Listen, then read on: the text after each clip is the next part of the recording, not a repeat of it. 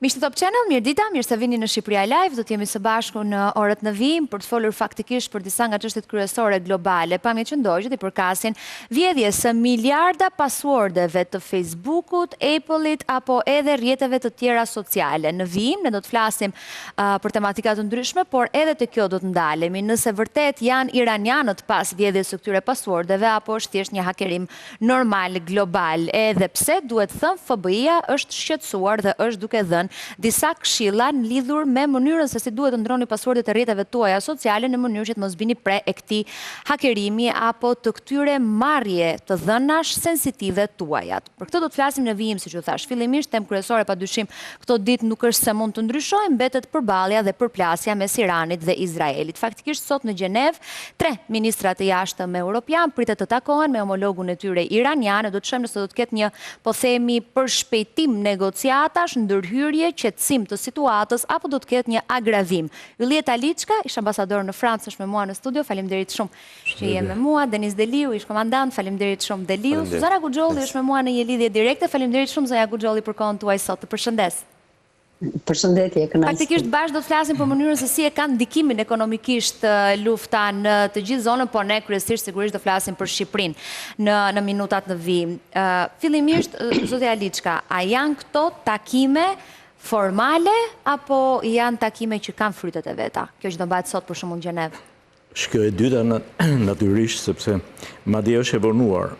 Europa duhet të kishte ndërhyrë çik më shpejt Bashkimi Evropian ose kjo nisme këtyre 3 vendeve. Është vetëm një pistë që mund të fusin në një kanal dialogu, negociatash, gjë që e ka nisur Shtetet e Bashkuara, është ndërprerë deri diku me Iranin. Pritet kjo gjë si do reagonte liderët europian, cilët themi janë çik më kanë në qëndrimet e tyre kanë qenë gjithmonë pro dialogut, pro negociatave, të gjithë pretendojnë që janë pro paqes, po është puna çfarë nisësh merr, çfarë aksione, çfarë sipërmarrjesh merr për të vendosur një farë urash komunikimi. Ka shumë rëndësi në këtë momente themi të nxehta që gjakrat janë nxehur në maksimumin e tyre, që është në prag të gjithçkaje të rrezikohet paqja jo vetëm në nivelin rajonal, është nisë për të përshëndetur dhe unë shpresoj, mendoj, tash gjithçka do i shohim çfarë rezultati. Unë mendoj që është pista që mund të funksionojë. Zë thënë se është pisë bardhë, tha 2 javë kohë, për çfarë? 2 javë kohë, i japim Iranit. Ajo është, kam përshtypjen këto deklarata shpeshherë jo shumë të qarta, janë ambigue, ka të bëjë shumë elementi psikologjik, presioni psikologjik, testime, hedh një fjalë deri ku do shkojë, një presion deri ku do shkojë. Asnjëri nuk është interesuar që konflikti të zgjerohet. Duket që në diplomacinë e administratës Trump është ky elementi i presionit psikologjik. Her pas here është ndjetë në Ukrainë dhe kjo qasje është bërë gjithmonë më e qartë, gjithmonë po rritet retorika e presionit me shpresën që të ketë funksion para se të arrihet një konflikt më të gjerë. Kam përshtypjen është pjesë e themi diplomacisë psikologjike se sa reale përfshirja zgjerimi i konfliktit. Ju i besoni kërcënimeve, unë po i quaj të tilla, ju mund mos i konsideroni, të Trump, i cili thot, po, SBA-ja ka gjasa që ta godas Iranin. A do bëhej SBA-ja në 2025-ën palë dhe pjesë e luftës? Shiko, në një konflikt të tillë, nëse kemi gjithë informacionet e duhura, është vështirësia është të dallosh deri ku gjithçka është e programuar, se deri ku do arrihet dhe deri ku i lihet themi rastis presionit, rrethanave që çdo ditë sjell një rrethan të re. Pra pa parashikueshmëria dhe programimi. Ne nuk e dim që është gjithçka e kalkuluar, që do bëhet ky hap dhe do bëhet ky hap derisa të zhduket themi rreziku i armëve bërthamore në Iran, por unë mendoj që një nga objektivet të programuar, them unë afat gjatë, i kësaj situate konfliktuale është rrëzimi i regjimit të Iranit. Deliu, më bëri përshtypje disa nga komentet që bënin në mediat e huaja, kryesisht ato amerikane, diskutonin dhe ekspertë ndryshëm thoshin si ka mundësi u shpua, u qa kupola e Izraelit, që duke si ishte super e fuqishme, dhe sa kohë kanë armatime iranianët. Faleminderit për pyetjen. Në fakt, Izraeli ka investuar shumë në mbrojtjen e tij, duke qenë dhe nga situata që ka kryesisht me vendet fqinje apo me grupet terroriste, të cilat janë mbështetur vazhdimisht me trajnime, por dhe me armatim nga Irani, dhe ka avancuar në mbrojtjen e tij, sidomos për sa i përket mbrojtjes ajrore. Por dëshmohet qartë në rast të një konflikti apo sulmeve të ndryshme si ky i fundit, që asnjë vend apo asnjë lloj mbrojtje nuk mund të japë ty garancinë 100% se që i reziston të gjitha llojit të sulmeve, sepse dëshmohet qartë që edhe vendet të tjera, siç është Irani, nuk mund të neglizhohen, pasi kanë investuar dhe normalisht avancojnë me teknologjinë e tyre në sinkron të mbrojtjes tënde. Për sa i përket mbrojtjes ajrore të Izraelit, unë do të thoja që ka qenë në nivele shumë të mira, pasi në shumicën e sulmeve me raketa balistike, pasi është shumë e vështirë që t'i mbrosh 100% të raketa, por në nivelin e 90% Izraeli ka arritur me nivelet të tij mbrojtëse, të cilat ka 4 nivele, ku janë për armë të ndryshe. Niveli i parë është sistemi Iron Dome, ku normalisht e mbron nga 4 km deri në 70 km, është sistem kundra raketave, mortajave, helikopterëve apo avionëve të sulmit luftarak. Ndërkohë niveli i dytë është David Sling, ku normalisht mban raketat me rrezet mesme veprimi, ndërkohë ka sistemet avancuar Arrow 2 dhe Arrow 3. Sistemi Arrow 2 është për brenda atmosferës, Arrow 3 është që t'i godasi raketat hipersonike jashtë atmosferës. Ndërkohë që flitet kohët e fundit është mbështetur edhe nga sistemi i mbrojtjes ajrore kundërajrore THAAD, sistemi amerikan, që është një teknologji të fundit, ku mendohet që ka pasur edhe trupa të forcave amerikane për trajnimin e izraelitëve për këtë sistem. Për sa i përket mbrojtjes 100%, pra ne kuptojmë që asnjë shtet nuk është imun, pasi edhe shtetet e tjera investojnë dhe ecë teknologjia. Ne kur flasim për Izraelin nuk mund të flasim njësoj siç flasim për gjithë shtetet e tjera, ka që kemi të qartë besoj, jo vetëm ju që e njihni super mirë fushën, po edhe ne me çfarë lexojmë. Dhe nuk besoj që ju e prisni të shihet ato pamje në Izrael. Unë e thash pak më parë, nëse e shikon apo pritshmëria ishte që të ishte 100% i mbrojtur Izraeli, është e pamundur. Por nëse e shikon në syrin e një eksperti që në luftë normalisht ka dhe humbje, unë mendoj që sistemet e mbrojtjes ajrore, si ekspert, por duke parë dhe analizat e shumë ekspertëve ndërkombëtar, kanë bërë një punë shumë të mirë. Pra kanë mbajtur rreth 90% të raketave, ndërkohë që Irani ka përdorur edhe taktika për saturimin e mbrojtjes, që janë taktika mashtruese, do thoja unë. Për shembull, nisja e dronëve kamikaz apo nisja e shumë raketave njëkohësisht e çorientojnë sistemin e mbrojtjes ajrore.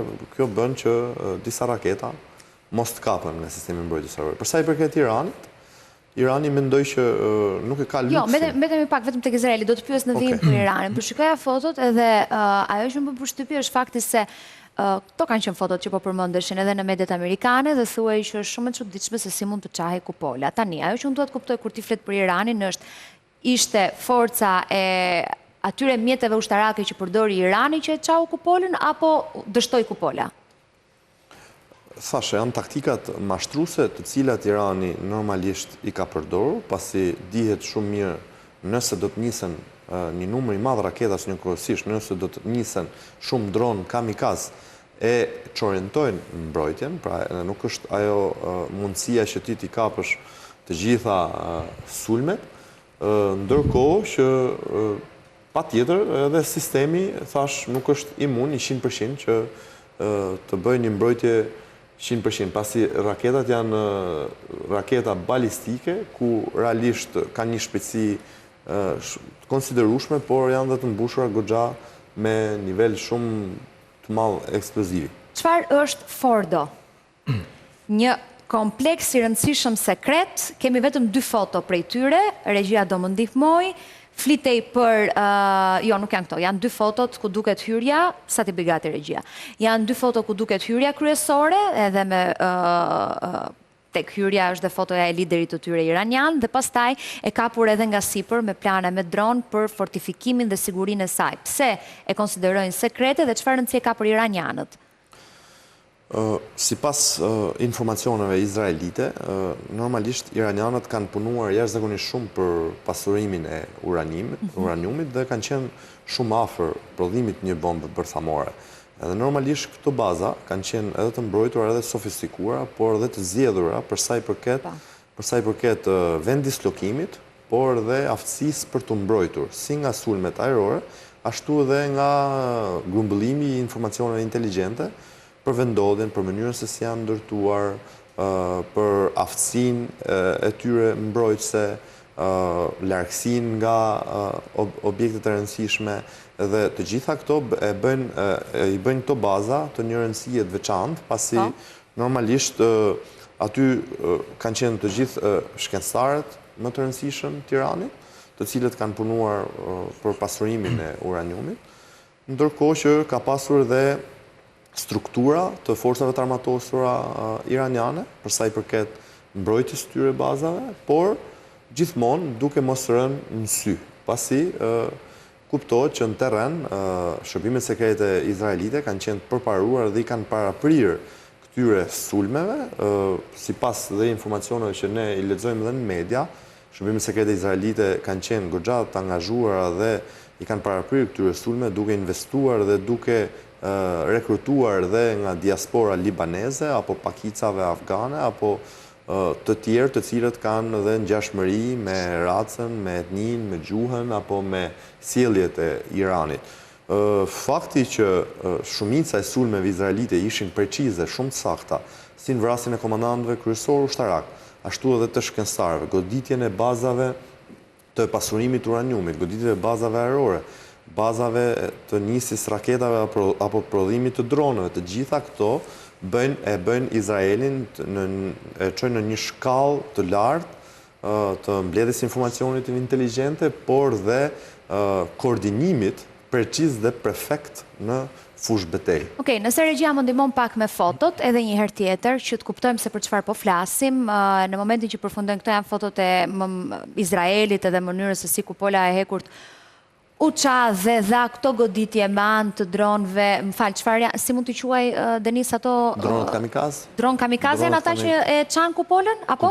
Janë sulme të ndryshme, pra, e shpjegova pak më lartë. Raketa balistike, si t'i quaj? Ka raketa balistike dhe dronë të armatosur, por janë në varësi të niveleve të mbrojtjes. Kjo është tani, ajo që po flisnim.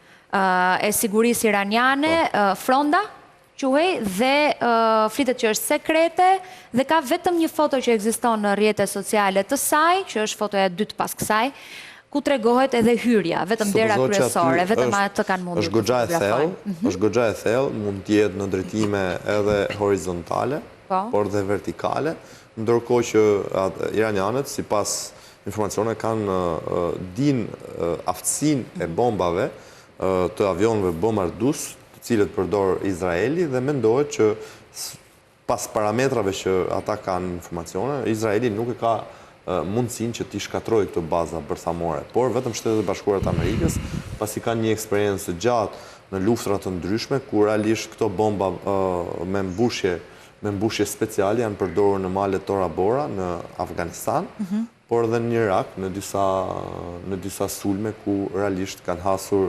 rezistencë për shkatrimin e bunkerve apo sisteme të ndryshme të cilat ishin të fshehura nën tokë. Qartë, mirë. Më bëri përshtypje Zana gjatë kohës që ishim duke folur, po thoje janë raketa. Tani përveç se nuk e di, pak a shumë fatkeqësisht po bëjmë gjithë pak ekspertat kuptojmë se me çfarë janë bërë goditjet. Kjo është e trisht për kohën ku jetojmë. Unë jam eksperte, po jam pak inxhinier mekanike. Të dëgjova një moment që the janë raketa, the ato që e kanë qarë. Sa do ta ndryshojnë globin ekonomikisht të gjitha këto që janë duke ndodhur mes Iranit edhe Izraelit?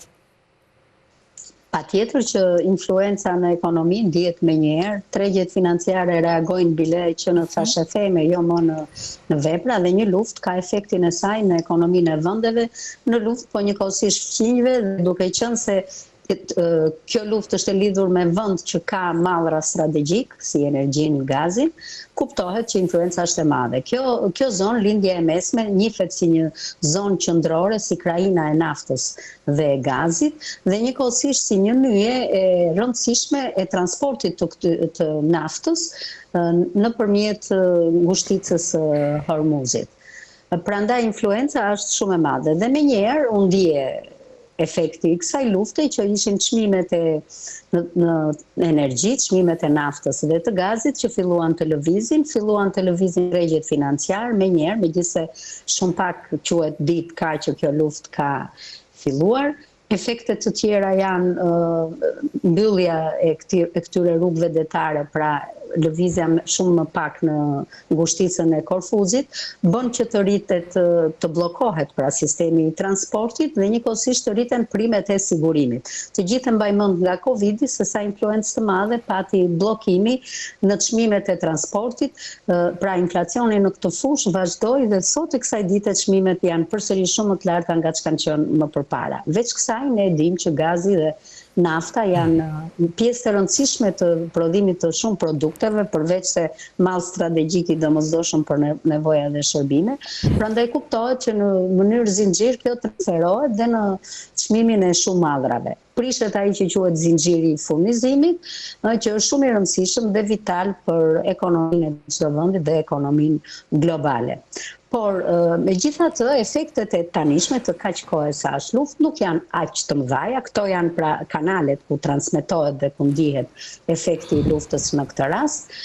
Nuk janë aq të mëdha sepse ka patur amortizator të ndryshëm të përdorur nga bizneset dhe nga qeverit. Kanë rezerva energjetike që mbulojnë kostot e rritura të kësaj periudhe. Kjo luftë është një kosto shumë e madhe për të dy shtetet. Izraeli është i përgatitur, buxheti i tij i mbrojtjes shkon deri në 90 miliard, ndërsa Irani, që e dinë të gjithë, maksimumi shkon deri në 12 miliard. Izraeli ka kohë që ka rritur buxhetin, ka këto 2-3 vjetët e fundit në mënyrë të ndjeshme, të gjithë folët dhe ju pak më parë për supremacinë e këtij shteti në siguri dhe në mbrojtje, por edhe nga pikpamja e biznesit dhe ekonomike, përsëri ky është një shtet i fuqishëm që është vizionar dhe e ka ekonominë relativisht të kontrolluar. Tjetër impakt pra po të shikojmë nga këto dy shtete është Irani ai që dëmtohet më shumë, shto dhe faktin që Izraeli si shtet smart në taktikat dhe strategjitë e tij luftarake ka goditur dhe ka sulmuar ekonominë, ka goditur fushat e naftës. Ka dhe mbështetje shumë të madhe, se nuk është se është i vetëm, pra Irani është pak i izoluar, ta pranojmë, kurse Izraeli e ka mbështetjen qoftë të detyruar nga një pjesë e Europës. Është më mirë të dish se sa të kesh. Izraeli i ka të dyja. Irani i ka bërë zgjedhjen e vet në këtë rast. Të strehoj gjithë grupet terroriste, të bëhet pjesë e tyre, të mos çaj kokën që të heqi sanksionet e vendosura prej vitesh nga SBA-ja dhe për aq kohë sa ju hoq kur ishte në 18-ën, në 15-ën përsëri nuk diti të vroj dhe të përfitoj, por ju vunë sanksionet përsëri nga Trumpi dhe mirë bën që ju vunë sepse ata janë një rrezik jo vetëm për sigurinë e zonës aty përe, por për sigurinë mbar botërore. Të vjen keq për të gjitha këto dëme që shkaktohen në njerëz, në njerëzit e pafajshëm, por ata paguajnë politikat e qeverive që kanë në krye. Ambasador, do kaloj pastaj edhe një lidhje tjetër direkte, po dua të të pyes ty, Shqipëria është e rrezikuar sepse ne kemi mujahedinët në Mekë, se dëgjoj shumë që flasin për këtë. Dhe në një periudhë të caktuar ne u sulmuam kibernetikisht nga Irani. Kam dëgjuar komente të shumë njerëzve që thonë në qiellin ton kanë kaluar raketa balistike, nuk di a duhet i besojmë të gjitha ato video që shohim në rrjet. Jemi ne të rrezikuar? Nuk e asnjëri nuk e. Nuk thuash apo? Jo, nuk është vetëm kjo se fakti që ke një bazë të mujahedinëve këtu, po thonë që kjo nuk është, nga informacionet që lexojmë, nuk është qeverin hije, në kuptimin nuk është se është rrezik iminent i establishmentit aktual të Iranit, pra që nuk se besoj se i vjen rreziku direkt nga Manza ku janë mujahidinët, janë 2.000-3.000. Mund të ketë një arsye, mund të ketë qenë kjo reciprociteti i luftës kibernetike midis nga një anë e mujahidinëve ndaj shtetit Iranit dhe nga ana tjetër nga Irani tek mujahidinët. Kjo mund të ketë qenë një moment që përplasje. Nga ana tjetër duhet thonë që në marrëdhëniet Shqipëri-Iran aktualisht nuk janë në momentin më të mirë të mundshëm, ose janë në momentin më të ulët të mundshëm, që fakti që u mbyllën, u përjashtuan ambasadat, u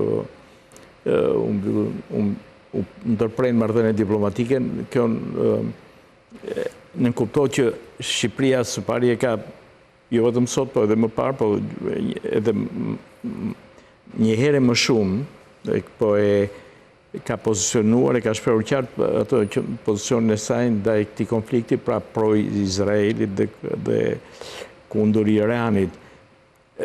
Rrezik iminent potencial nuk e mendoj, po shikoj rrethana, siç thash edhe pak më parë, në një luftë, në një konflikt tillë ti nuk e di se ku është deri ku është e programuar se hap pas hapi dhe deri ku mund të del jashtë kontrollit në varësi të evolucionit të situatave të rrethanave, se si mund të përshkallëzohet konflikti ose të mbyllet dhe pa pritmas. Pra, çdo gjë, çdo alternativë është e mundshme në një konflikt të tilla dimensione për masave. Duhet pranuar gjithçka, në kuptimin duhet të jesh gati për gjithçka, qoftë për paqen, qoftë për luftën. Qoftë për paqen, qoftë për luftën. E dy se ta bëj këtë pyetje, ambasador, sepse ne marrëdhënie, pavarësisht se kishim mujahidinët dhe camping këtu, ne marrëdhënie me Iranin kishim deri në momentin që ata sulmuan të dhënat sensitive, vodhën informacione e tjerë me radhë. Pastaj ne i mbyllëm ambasadën e tyre edhe ndërprem marrëdhëniet. Kjo është e vërtet. Gjithsesi, si të themi në grupin ku përfshihet. Shiko, ndarja në këtë rast po bëj një parantezë, në nivel më të gjerë. Konflikti tashmë nuk është vetëm i baza të themi ushtarake, ekonomike ose edhe arsyet e bombave bërthamore. Tu po bëhet fjalë për mënyra të menduarit, të jetuarit, stilit, përplasje kulturash. Pra, ku është renditur Shqipëria në këtë përplasje në nivel më të gjerë, në vlerat themi perëndimore të demokracisë, drejtave të njeriut, apo në sistemet autoritariste të qoftë Iranit. Pra, bota është ndarë jo vetëm nga, se po thuhet mbi baza fetare, jo. Ka ndarje mbi 3 kritere, mbi baza fetare, mbi baza ideologjike dhe mbi baza etnike. Dhe në këtë përzierje se nuk është e lehtë të ndash këto grupime. Gjithsesi vjet re një ndarje në vjet të përgjithshme grosso modo në nivele diplomatike, sa herë që ka vendime, qoftë në nivel OKB-e, qoftë në nivel unë mbaj mend kur kam qenë ambasador në UNESCO, kishte në momentin që kërkoi një vendimarrje, një propozim i dikujt në nivel botëror, vije re një renditje, se cili futej në llogarin e tij. Bota ishte me njëherë ndashin votat, bëhet bashk Pakistani, Vietnami, Kina, Korea e Veriut, Irani, Brazili, këto vendet me qeveri, dhe vendet europiane. Pra Shqipëria në këtë rast është, e bëra këtë parantezë për të thënë që Shqipëria është qartazi pozicionuar, prononcuar, më shumë se një pavarësisht marrëdhënieve diplomatike, në kampin e themi një mënyre qoftë antropologjike, qoftë kulturore, pra nuk është vetëm luftë ekonomike, ushtarake, po përplasen dy modele. Dhe Shqipëria është në modelin perëndimor haptasi. Sokol Gjoka, ish ambasador në Ukrainë dhe Rusi, është me ne në një lidhje direkte. Ju përshëndes, zoti Gjoka. Faktikisht, nga gjithë çka diskutuam, ajo që më intereson dhe që ju e njihni shumë mirë është roli që ka Rusia dhe Ukraina, po mbi të gjitha Rusia. Pse në optikën tuaj Shtetet e Bashkuara të Amerikës dhe Trump po përpiqen ta konsiderojnë Putin si një njeri që mund ta sjellë stabilitetin dhe qetësinë në lindje? Si ka mundësi të jetë Putin faktor paqeje, po themi në këtë rast? Nuk mendoj se është plotësisht ashtu, sepse natyrisht presidenti amerikan Trump ka pas negociata dhe me presidentin Putin, por këto negociata ka qenë në një kuadër shumë më të gjerë, jo për çështjen e Iranit. Natyrisht aty mund të jenë diskutuar dhe çështje të situatës në lindjen e mesme, çështje të një përplasje të mundshme midis Izraelit dhe Iranit, por jo për të tërhequr në një farë mënyrë Rusin në pozitat e negociatorit, në pozitat e një ndërmjetësuesi për të ulur tensione dhe për të arritur në një armë pushim fillimisht edhe pastaj në një paqe më të qëndrueshme. Dhe kjo për disa arsye. E para një herë se Rusia është e përfshirë vetë në një konflikt të hapur ndaj Ukrainës, ku ka ndërmarrë veprime sulmuese agresive ndaj një vendi sovran dhe të pavarur. Kështu që Rusia aktualisht nuk i ka kredencialet për të vepruar në këtë drejtim. Së dyti, Rusia në një farë mënyre nuk ka dhe mundësi konkrete, qoftë për të ndihmuar Iranin, por qoftë edhe për shkak të marrëdhënieve me Izraelin, që tashmë në kushtet aktuale nuk janë ndër më të mirët e mundshme, që të uli palët, të ndërmjetësoj dhe të realizoj mundësisht një paqe aty. Së treti, nga një deklarat që ka bërë së fundi presidenti Putin në një konferencë shtypi në Shën Petersburg, ai ka thënë se ne nuk mund të jemi palë dhe nuk mund të ndërhyjmë në këtë konflikt. Të rrequr? Të ndihmojmë Iranin, duke ditur që Iranit janë marrëdhënie Ka një problem me internetin, kam përshtypjen zoti Gjoka, se ka shkëputje her pas here. Ja, ka shkëputje her pas here. Ambasador, faktikisht, Rusia a mund të jetë faktor në këtë rast, apo duke qenë se ka një vatër të hapur lufte vetë? Shiko, çdo nismë në favor të paqes, unë do thosh se cili niset për shumë Rusia në këtë rast, ose më parë ishte Turqia. Turqia, Rusia, çdo nismë është e mirë pritur në këtë rast, se sjell për shmangur gjithmonë dëmet ose pasojat shumë të rënda që po ka të vdekur, ka të dëme aq gjigande në popullsitë përkatëse. A mund të jetë Rusia? Unë mendoj me këtë qasjen e administratës Trump, sepse ky është edhe poli tjetër i fuqishëm, mendoj që do jetë i gatshëm për ta pranuar. Pra mund të jetë bashkëpunues, është edhe bashkuara me nismën e Putinit, të cili edhe ai niset nga varet se çfarë do jetë konkretisht, se cili këtu në këtë rast përpiqet të tërheqë krapa, si thua, nga interesat nga vendi i tij. Po zoti Gjoka, përfundoje, të lutem, se pati një problem me internetin. Po thojë që ata vetë e kanë një vatër lufte dhe Po, e kanë një vatër lufte, janë të angazhuar në rastin konkret në kuadër të bashkëpunimit që kanë me Iranin. Nuk mund të ndihmojnë Iranin, megjithëse ky bashkëpunim është në nivelet më të larta në kuadër të një partneriteti strategjik midis të dy vendeve, por në këtë partneritet nuk ka ndonjë klauzol që të dy vendet duhet të angazhohen nëse sulmohen nga aktorë të tjerë. Së dyti, presidenti Putin në Shën Petersburg në një konferencë shtypi së fundi ka deklaruar që ne jemi ofruar Iranit për të bashkëpunuar për ndërtimin e një mbrojtje ajrore, gjë që Irani e ka refuzuar. Dhe së treti, tha presidenti Putin, Irani nuk na ka kërkuar ndihmë në këtë kuadër.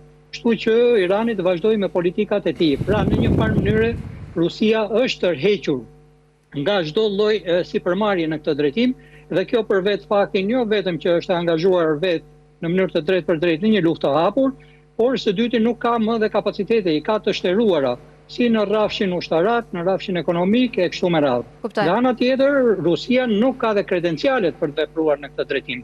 Kështu që të vetmin që mund të ushtrojnë presion në këtë kuadër ndaj palëve dhe kryesisht ndaj Iranit janë Shtetet e Bashkuara të Amerikës dhe Evropa nëpërmjet interlokutorëve të saj.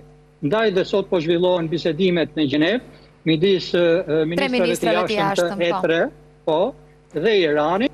Natyrisht asistuar edhe nga drejtori i përgjithshëm i Agjencisë Ndërkombëtare Atomike. Po ju thoni që ky takim nxjerr diçka në fund? Natyrisht Evropa ka një përqasje tjetër në raport me luftën që po zhvillohet aty. Jo në kundërshtim, por si thuash si një manovër tjetër në raport me ato të Shtetet Bashkuara të Amerikës dhe pastaj edhe të Izraelit. Evropa ka qenë dhe mbetet që luftimet të ndalojnë menjëherë, situata të stabilizohet dhe vendet i rikthehen tryezës së bisedimeve ku Irani të pozicionohet qartë që nuk do ta përdori energjinë bërthamore për qëllime ushtarake. Ambasador, po më thuaj që Rusia është jashtë loje kur bëhet fjalë për përballjen Izrael-Iran. Po thuaj se Rusia mund të ndikojë vetëm në një aspekt për çka e ka ngritur zërin, që lideri suprem i Iranit nuk duhet eliminuar. Që Rusia e ka cilësuar, e ka nënvizuar dhe kjo është e kuptueshme, sepse këto vende kanë bashkëpunuar, Irani e ka mbështetur fuqimisht Rusinë aktualisht në luftën në Ukrainë me armatime, me drone, kështu me radhë, dhe personi që e ka bërë këtë gjë ka qenë Ayatollah Khomeini. Më herët po flisja me Zuzana Liçka dhe Liu dhe ti e dëgjove kur e pyeta për Shqipërinë. Faktikisht një pjesë komente është rëndësishme në rrjetet sociale shqiptare kur bëhet fjalë për luftën e Iranit me Izraelin apo Rusisë me Ukrainën, pyesin për Kosovën. Nuk do ishte udhës që unë të thoja a ka Shqipëria armatime mjaftueshëm për luftë, se s'do të vija kurrë në atë lloj pozite, po. Kosova dhe situata e tyre. Flasim për një vend që mbrohet nga KFOR-i, nga Shtetet e Bashkuara të Amerikës, nga ushtrit të ndryshme europiane, por nuk është pjesë e NATO-s. Sa e rrezikuar është? Kosova ka prej kohësh, po thuj se shumë vite që mbrohet nga KFOR-i, pra mbrohet nga NATO, në bazë të një vendimi të Organizatës Kombeve Bashkuara në atë kohë. Unë mendoj që kërcënimi është prezent, pasi sulmi i Banjskës tregoi qartë që normalisht Serbia me metoda hibride të saj tenton, duke u nisur dhe nga mbështetja që ka nga Rusia, tenton her pas here ta destabilizojë Kosovën, Bosnjë-Hercegovinën, pra Republikën Serbska, nëpërmjet prezencës popullsisë serbe që ka në veriun e Kosovës, por dhe nëpërmjet udhëheqjes serbëve të Bosnjës në Bosnjë. Unë mendoj që më rrezikuara është Republika Serbska e Bosnjës, pasi në Kosovë kemi një mandat të një force ushtarake, ku realisht janë të gjitha vendet e NATO-s, edhe Shtetet e Bashkuara, të cilët bashkëpunojnë ngushtë me qeverinë e Kosovës për ta forcuar ushtarakisht, për të zbatuar ato rekomandime apo udhëzime që kanë dalë pas luftës dhe pas shpalljes pavarësisë shtetit të Kosovës. Rreziku mbetet, ka një lloj fuqizimi nga ana e Serbisë, investime marramendse për sa i përket forcave të armatosura apo mbrojtjes saj, dhe mendoj që janë armatime që nuk kanë vetëm qëllime mbrojtëse, pasi Serbia nuk ka asnjë rrezik dhe nuk rrezikohet nga asnjë vend paktën antar i NATO-s apo vend që kufizohet me të. Fuqizimi i saj duhet parë me kujdes nga gjitha vendet e NATO-s, monitorohet për hir të vërtetës. Monitorohet prezenca e Shtetit Bashkuara. Duhet të shqetësohet Kosova kur dëgjon Vučić të thotë se është momenti që Serbia të marrë fitoren? Ne sot kemi një situatë të re për sa i përket botës, për sa i përket sigurisë, dhe normalisht Serbia, duke u fuqizuar në këtë mënyrë, pret momentin. Unë si ekspert ushtarak, por edhe si deputet i kuvendit, duke u njohur nga afër edhe me arritjet e Kosovës, por dhe me ato nisma që shteti shqiptar ka pasur, qoftë në NATO, qoftë edhe mes dy shteteve, që ushtria e Kosovës të fuqizohet, ka përparime të dukshme, nuk duhet neglizhuar. Nëse bota do shkojë drejt një rendi të ri, apo këtu besoj do kemë dhe mbështetjen e ambasadorit, situata nuk është më qetë. Në botë nuk është një paqe 100% e sigurt, duhet patjetër që ne të kontribojmë, të forcojmë mbrojtjen tonë, të investojmë, të kuptohet ajo qasja. Kemi shumë fuqi armiqësore që realisht investojnë në mbrojtjen e tyre, ndërkohë që kishim shumë vendet e Evropës, pjesëmarrëse në NATO, që nuk investojnë në ushtritë e tyre, por që kanë ngelur mbrapa. Lufta në Ukrainë tregoi që mbrojtja nuk mund të arrihet për një ditë, edhe megjithse ti mund të kesh buxhetin e mjaftueshëm, armatimi kërkon kohë, kërkon vite, kërkon trajnim, kërkon burime njerëzore, kërkon buxhet, shtesë dhe nuk arrihet prej ditë. Kështu që është patjetër që qasja edhe në Shqipëri edhe në Kosovë ka ndryshuar, kemi një rritje të buxhetit për sa i përket mbrojtjes, por kjo nuk do thotë që ne jemi të sigurt. Edhe sulmi i fundit iranian që ndodhi në Shqipëri tregoi që nuk ka thjesht një luftë frontale, por ka luftë hibride. A na detyroi sulmi iranian të bëheshim kaq shumë pro-Izraelit si shtet flas? Se, unë jam dakord që ka shumë qytetarë shqiptarë që nuk është se mbështesin atë që Izraeli po bën sipas tyre, shoh komente pafund, po. Si shtet institucionalisht, a na shtyu sulmi që na bëri Irani kibernetikisht, jemi kaq pro-Izraelit apo kemi qenë gjithmonë?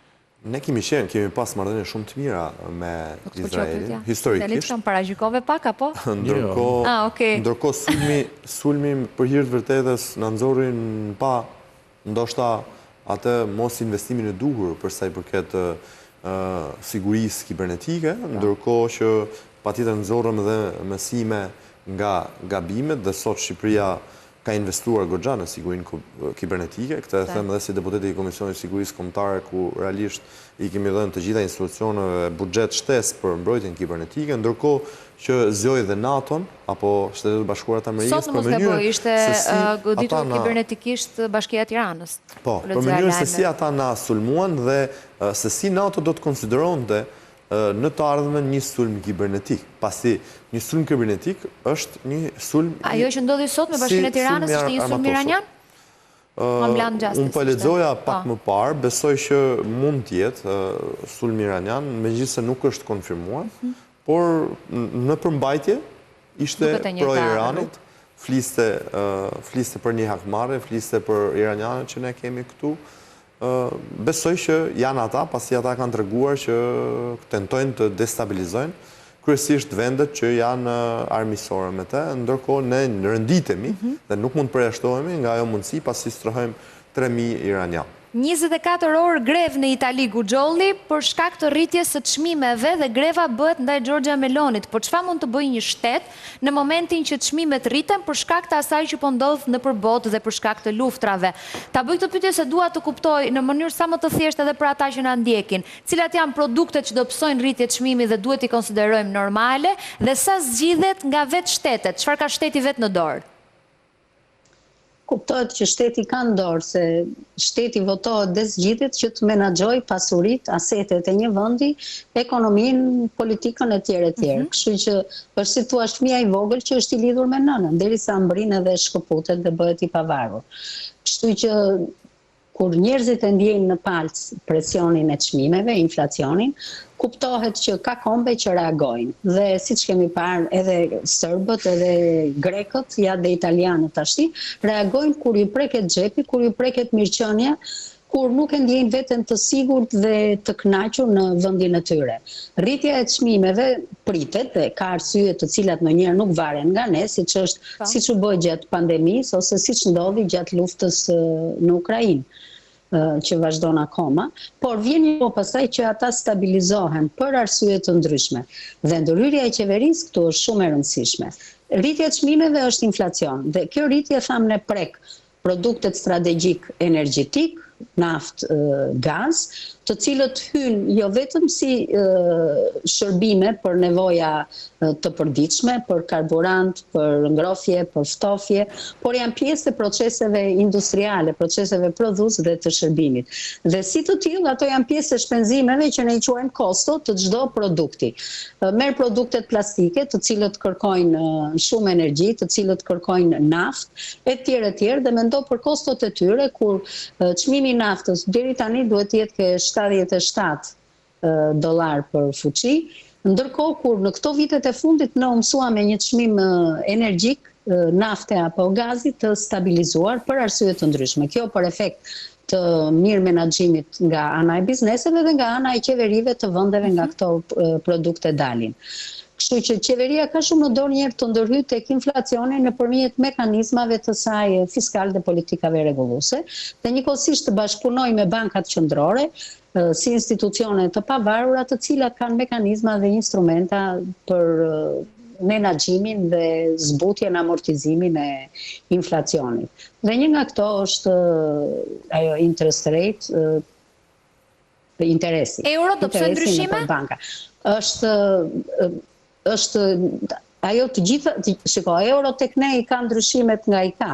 Dhe ka kohë që qëndron në një nivel surrealist, që është krejt ndryshe nga gjithë vendet e tjera, vetëm këtu tek ne ka një euro kaq të dobët dhe një lek kaq të fortë. Që moneda jetë e fortë do një ekonomi të qëndrueshme, do një ekonomi me produktivitet, me eficiencë, që ka prodhime, jo vetëm shërbime. Mirë, ne na ushqit sikur euro ra për shkak të faktorëve qoftë lufta, qoftë pandemia etj me radhë. Çfarë euro ke ne? Euro ke mirë, po e qartë, pa tjetër, se është rjeti propagandistik që do bëj justifikimet për pjesën e vetë. Nuk është se nuk ka një faktor të jashtëm, si që janë luftrat, si që janë pandemit, apo rritje e çmimeve të disa mallrave, bllokimi i transportit, se dhe ky është një element tjetër.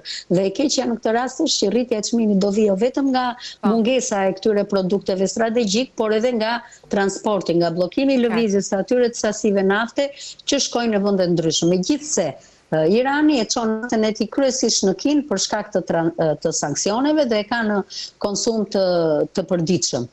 Prandaj unë do të thoja që edhe kene do të ndihet dhe kene merret shkaku dhe amplifikohet shumë, fishohet, çmimet rriten pavarësisht se duhet të ishin rritur aq shumë dhe kur Banka Qendrore bën politika lehtësuese, ato nuk shkojnë dot kapilar, nuk zbresin dot deri tek pompa, si thua, për naftën apo tek ne, tek konsumatorët. Ne tashmë jemi të përballur me çmime të rritur që nuk u ulën sadopak pavarësisht ndryshimeve që pësoi ekonomia botërore. Ne kemi një euro të mërësisht të dobët, që nuk e di se ku do të shkoj më tej, se vera zakonisht prurja turistike bën presion tjetër mbi kursin e këmbimit, dhe kuptohet që pritet që të ketë, ose pritet, duhet, se ne duke pritur dodon kemi një shekull, duhet që të ndërhyet të paktën të ndërpriten e paras informale me rrugë të ndryshme, dhe të gjithë e dim që nuk është e vogël, dhe njëkohësisht të manovrohet me kursin me atë përqindjen e interesit. Faleminderit. Gjoka, një pyetje e përbashkët për ju dhe zotin Aliçka. Shqipëria po vepron drejt me mesazhet që është duke dhënë, i referohem mesazhit të zotit Bajram Begaj, i cili bëri një thirrje institucionale brenda gjuhës formale. Ju e keni dëgjuar, kam përshtypjen, që të mos i bëj shumë përshkrim se e kemi diskutuar dhe në emision. Ishte i duhuri? Mendoj se po, kjo është në linjë të politikës shtetërore të Shqipërisë, në raport me Izraelin, por edhe në raport me zhvillimet në lindjen e mesme. Mendoj që duhet të tregojmë pak kujdes për sa i përket qëndrimin ton në raport me Gazën, për të mbrojtur gjithmonë më shumë popullsitë civile aty dhe veçanërisht gratë dhe fëmijë të pafajshëm, të cilët shpesh janë nën trysninë e urisë edhe të goditjeve mbase kolaterale nga ushtria izraelite në rripin e Gazës, por në përgjithësi qëndrimet tona kanë qenë në linjë edhe me Bashkimin Evropian, por edhe me Shtetet e Bashkuara të Amerikës, dhe mendoj që janë qëndrimet e duhura. Megjithatë, një diplomaci me një diapazon të gjerë dhe me një largpamësi, mendoj që duhet të jetë më e zhdërvjellët, duhet të jetë më e fleksibël dhe duhet të jetë më e përshtatshme me të gjithë konjunkturat e kohës që lëvizin. Megjithatë, mendoj që qëndrimi në raport me zhvillimet midis Izraelit dhe Iranit kanë qenë të duhura dhe në kohën e duhur, megjithëse ambasadorja e Izraelit në Tiranë kishte disa vërejtje dhe priste një reagim më të shpejtë. Vërejtjet e ambasadores të drejta, faktikisht i dëgjova këto deklaratat e saj dhe reagimi i vetë zotit Begaj. Reagimi i presidentit që një hapësirë për të rikonfirmuar dhe njëherë pozicionin e Shqipërisë. Nuk e quaj në harmoni me gjithë politikën ose vendimarrjet e politikës së jashtme të Shqipërisë. Kur ka qenë rasti, për shumë në rastin e mire përmendë Sokolin, në rastin e nuk është se politika jone jashtme ka qenë e verbër ose themin është simbas rrethanave, situatave që evoluojnë duke peshuar të themi jo vetëm aspektin luftarak, po aspektin ekonomikë të popujve, fatet e njerëzve, pra Shqipëria ka reaguar dhe në favor të mbrojtjes themi njerëzve të pafajshëm në Gaza, dhe në këtë rast, mendoj që është pozicioni dur që ka mbajtur me, edhe themi është renditur, po e përsëris është ka renditet mirë, është në të themi mirë të historisë kur thuhet të pozicionimi i Shqipërisë, në favor të një modelit themi të jetuarit, menduarit, vepruarit, demokracive, të drejtave njerëzit. Sado që vihet të shpesh në për këto ju e përmendët të që në rrjetet sociale ka një diversitet të madh opinionesh pro dhe kundër Iranit, Izraelit. Kam përshtypjen që më shumë me Palestinën do thoja, se Irani, okej. Deri diku.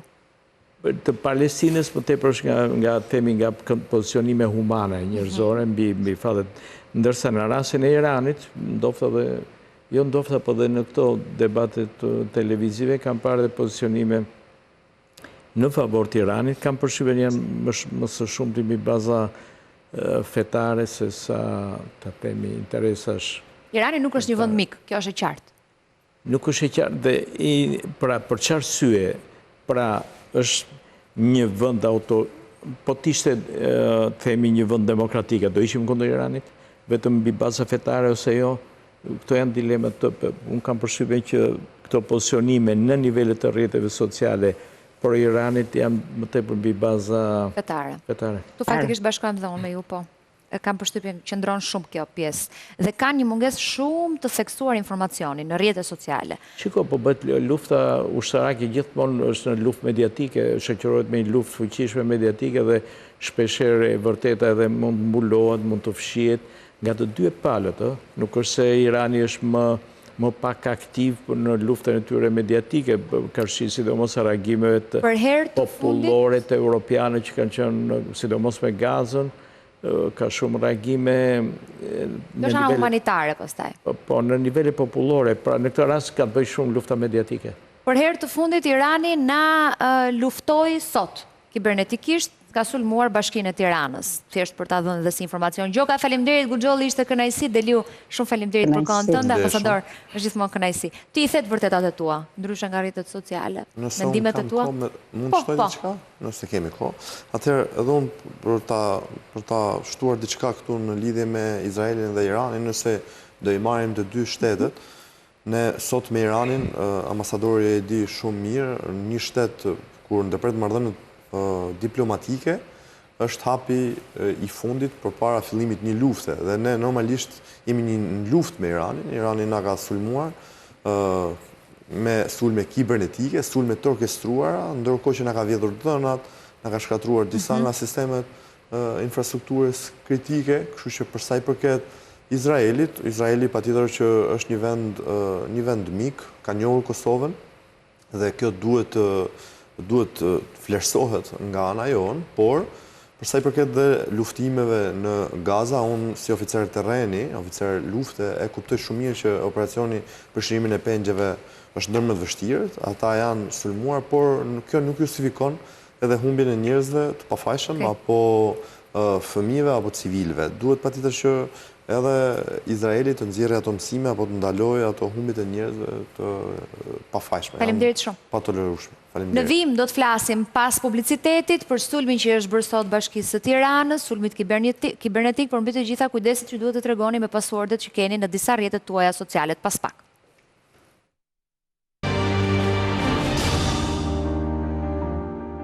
Ajo që është konsideruar si rrjedhja më e madhe e informacionit në histori është konfirmuar. Plot 16 miliard kredenciale hyrje, pra pasuarde, janë tani më të ekspozuara në shumë platforma të mëdha si Apple, Facebook, Google, Telegram dhe të tjera janë të ekspozuara dhe qarkullojnë online. Hulumtuesit thonë se vjedhja vjen nga 30 grupe të dhënash të ndara, shumica e të cilave janë të reja jo të ricikluara. Të dhënat i përkasin rreth 184 milion përdoruesve në mbar botën dhe nuk janë vetëm emra përdoruesish dhe fjalkalime. Gjithashtu raportohet se janë vjedhur URL-t, email-et dhe sekuencat e plota të hyrjes në 10 platforma. Sipas ekspertëve, ky është një plan masiv të cilin ne do ta diskutojmë në vijim me Erion Demiraj dhe Tomi Kallanxhin që i kam në një lidhje direkte. Ju përshëndes të dyve, faleminderit për kohën. Përshëndetje. Nëse mundeni të më shpjegoni, a është zyrtarisht kjo vjedhja më e madhe që një historia e njerëzimit sa i përket fjalkalimeve dhe epokës së digitalizimit? Tomi, më pas Erion vi tek ti. Sorila, në përgjithësi, gjërat kur bëhen publike do thotë që ka një ca kohë që po i përdorin hakerat edhe grupimet të ndryshme në dark web. Kështu që momenti që janë bërë publike do thotë që ato dhëna janë përdorur dhe janë shtrydhur maksimalisht nga hakerat për të vjedhur dhënat. Dhe unë besoj që nuk është se 185 milion përdorues, 16 miliard rekorde, me sa kuptuam isha hakeruar në një browser, dhe frika më e madhe është se cili browser është hakeruar, nuk dim cili mund të jetë browseri, nga browseri janë ato shfletuesit që ne përdorim për të naviguar si Chrome, Firefox, Opera e tjerat. Me sa duket janë vjedhur dhe këto, dua ta them edhe sa më thjesht, në këto sesionet kur ne krijojmë kur ne servojmë paswordin në browser, mirë është që nga kjo ditë paswordet i mbani vetëm në mendjen tuaj dhe t'i mbani të vështira dhe mos t'i ruani kudo nëpër kompjutera, nëpër browsera që hapni çfarë do lloj accounti tuaj. Dhe një nga problemet që shumica e përdoruesve nuk kanë two-factor authentication dhe prandaj kjo gjëja bëhet edhe më komplekse, që është ai passwordi 6 shifror që ndryshon çdo 30 sekonda.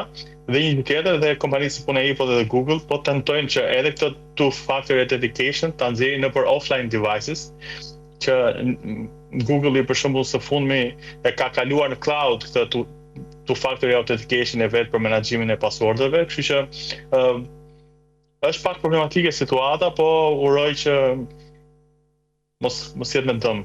Mos jetë në dëm. Erion, i beson? Tjetër, jo, nuk ka një arsye. Para një herë bëhet fjalë për një sasi shumë të madhe të dhënash dhe nuk ka asnjë lloj arsye që diçka e tillë të mos jetë kontrolluar mirë. Pra ekziston faktikisht një sasi, bëhet fjalë diku mos gabojtë 30 database të mbushura me të dhëna, pra të krijuara me këto rekorde që po diskutojmë. Pra që ajo ekziston. Problematikat që do të lindin nga kjo sigurisht janë nga më të ndryshmet, disa janë nga ato që Tomi po i thoshte më përpara. Ajo që do të kemi parasysh është që rreziku kryesor në të tilla raste është fakti që zakonisht të gjithë ne përdorim të njëjtin password për shumë platforma të ndryshme.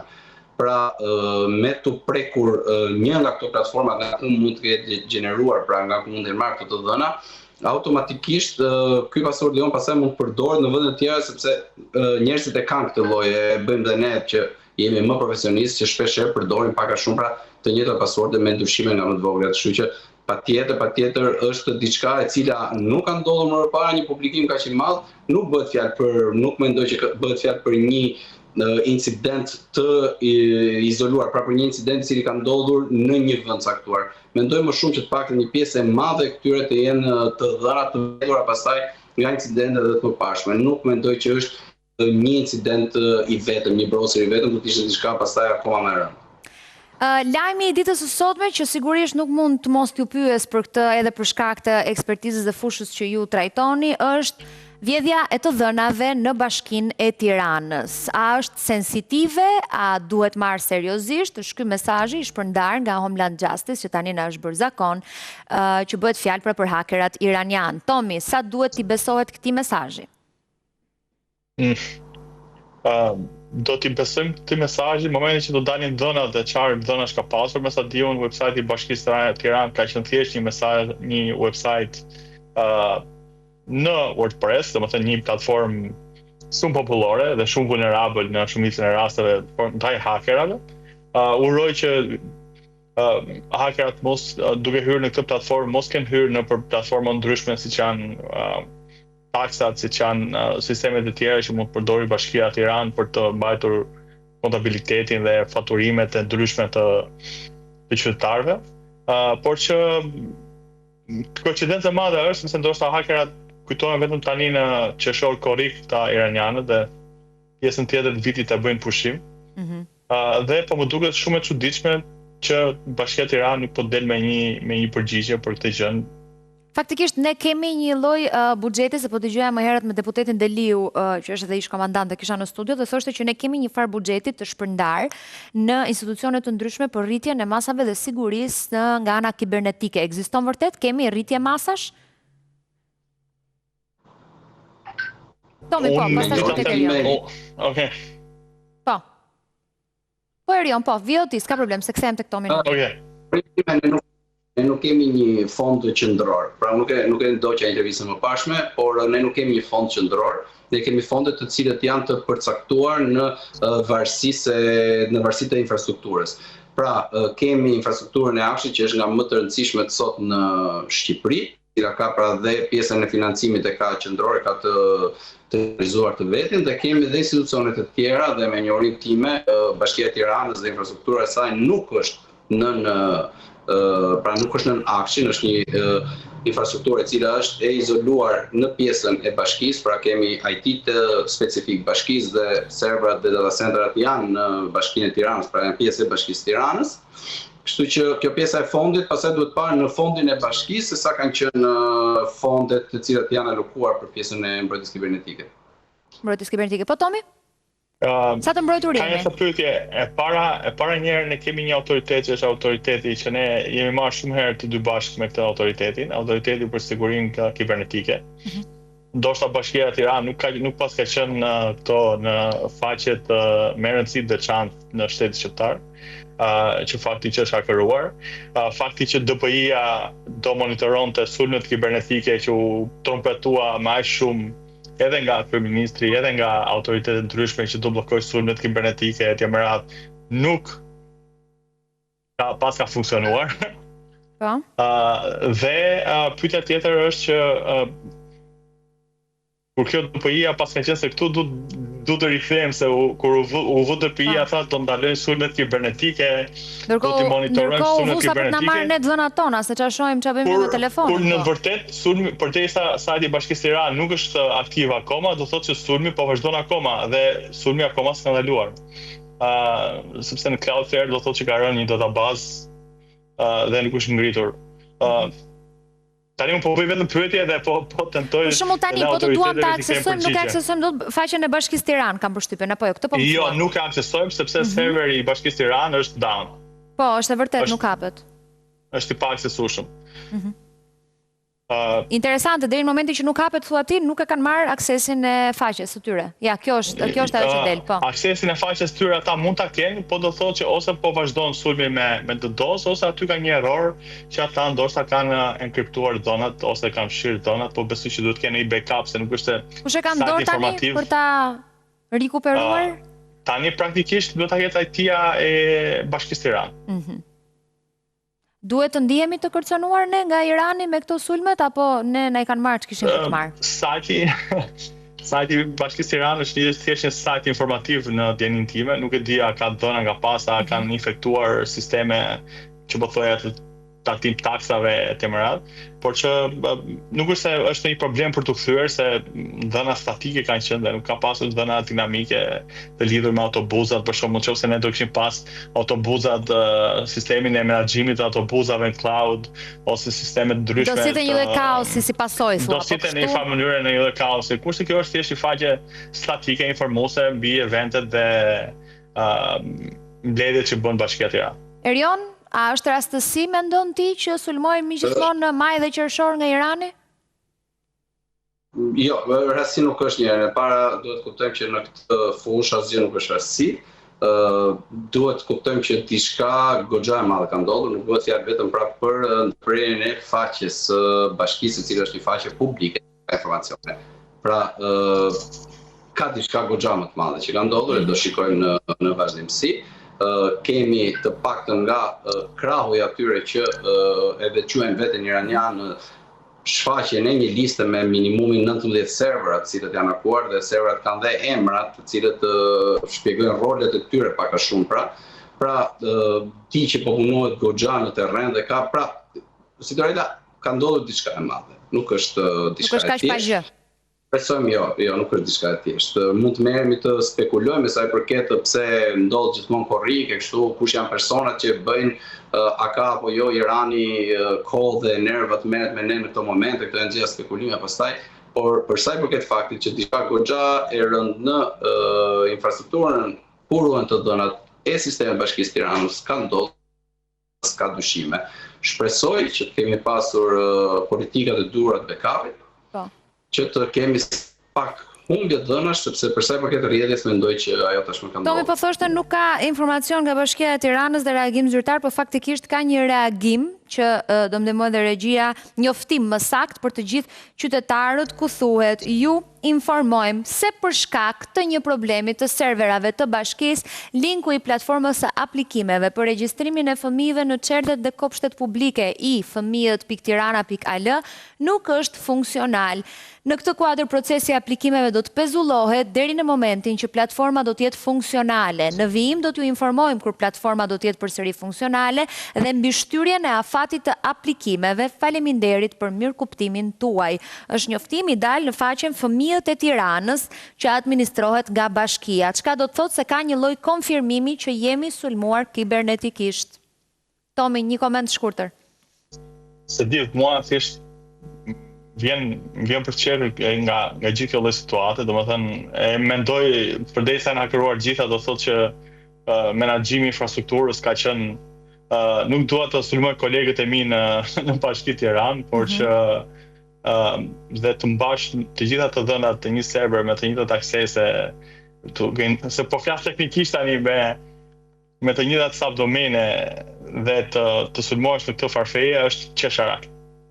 Qesharake. Mirë, me këtë koment e mbyllim, po uroj mos t'jenë mërzitur ata kolegët e tu se më shumë se kaq s'kishte që thoje përveç se qesharake. Erion, faleminderit shumë, të përshëndes. Ke të drejtë kur thua nuk është pa gjë, Erion, se duhet parë në vijim dhe fakt është që vjen vetëm pak ditë pas reagimit zyrtar të presidentit të shtetit Bajram Begaj ndaj Iranit. Megjithse nuk dua të fajsoj askënd se bindur jam që do ndodhte se ka ndodhur edhe kohë më parë ky sulmi kibernetik. Faleminderit shumë Tomi, është gjithmonë kënaqësi. Të përshëndes. Shumë shkurt një hapësirë publicitare, do të rikthehemi për të folur për një shqetësim shumë të madh të qytetarëve në çdo vend të Shqipërisë. Dhe Lipoja ka qenë shqetësuese, po ashtu liçeni i Tiranës. Është pushtuar i gjithë nga Gjerprind, pas pak.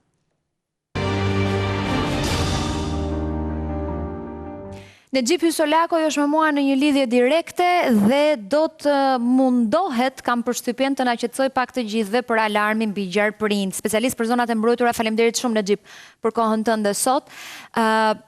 Fillimisht, ka pasur gjithmonë apo tani, do të thënë jemi duke i vënë ne tani apo ka më shumë Gjerprind në zonën e liçenit artificial në Tiranë, pastaj kemi dhe Lipojën që ka qenë problematike, po dhe zonat të tjera. Çfarë po ndodh?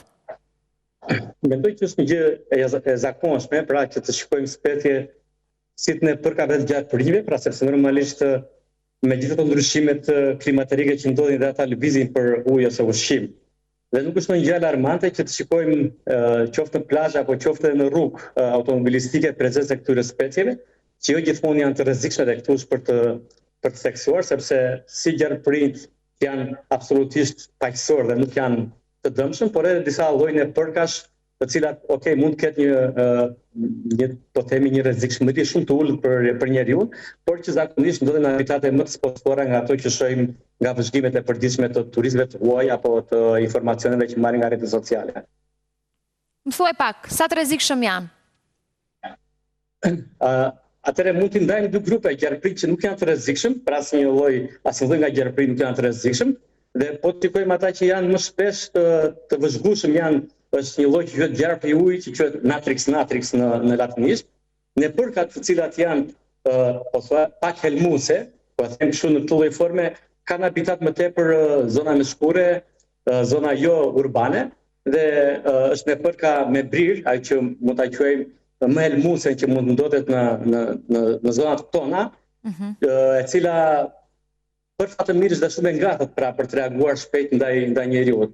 Pra, në të gjitha llojet e rasteve nuk ka vend për panik, edhe pse mendoj që ky vëzhgimi, domethënë ky numri i lartë i këtyre specieve është dhe për shkak të intensitetit të vëzhgimit të njerëzve. Pra tani po shohim që në çdo cep të plazheve, qoftë edhe mirë, videot janë të frikshme, ta pranojmë tani se ti, ti mund të thuash që disa janë helmues dhe të dëmshëm, disa jo, njerëzit nuk kurse i njohin kaq mirë speciet për ta ditur se kush është i dëmshëm dhe kush jo.